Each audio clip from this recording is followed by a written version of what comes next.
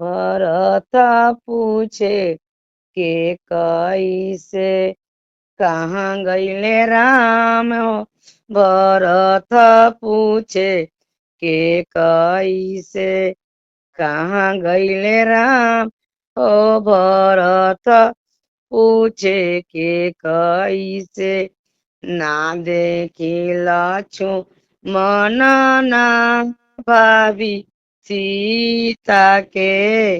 ना देखिला छु मन के ना भाभी सीता के।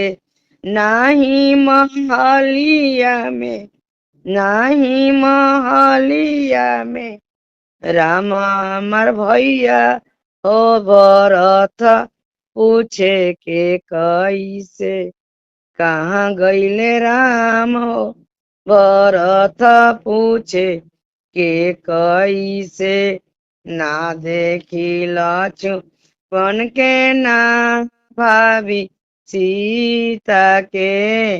ना देखिला छुपन के ना भाभी सीता के।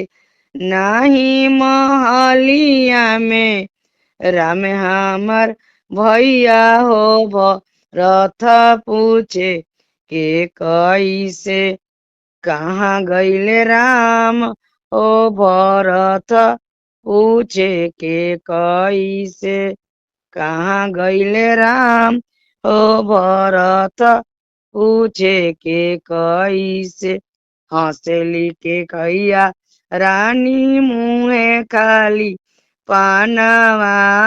हंसे लिखे कैया रानी मुँहे खाली पाना। अरे तोहरा के भरत हो। तोहरा के भरत हो सौंपे जगदी हो। भरत पूछे के कैसे कहाँ गईले राम हो। भरत पूछे के कई राम गईले बनवा में पीछे जाले लक्ष्मण। राम गईले बनवा में पीछे जाले लक्ष्मण। साथाई में जात बारी भाभी ताहर सीता हो। भरत पूछे के कैसे कहाँ गईले राम हो। भरत पूछे के कैसे कहाँ गईले राम हो। भरत पूछे के कैसे हम ही भेजल बानी। हम ही भेजले बानी राम के बनवास हो। भरत पूछे के कैसे कहाँ गईले राम हो।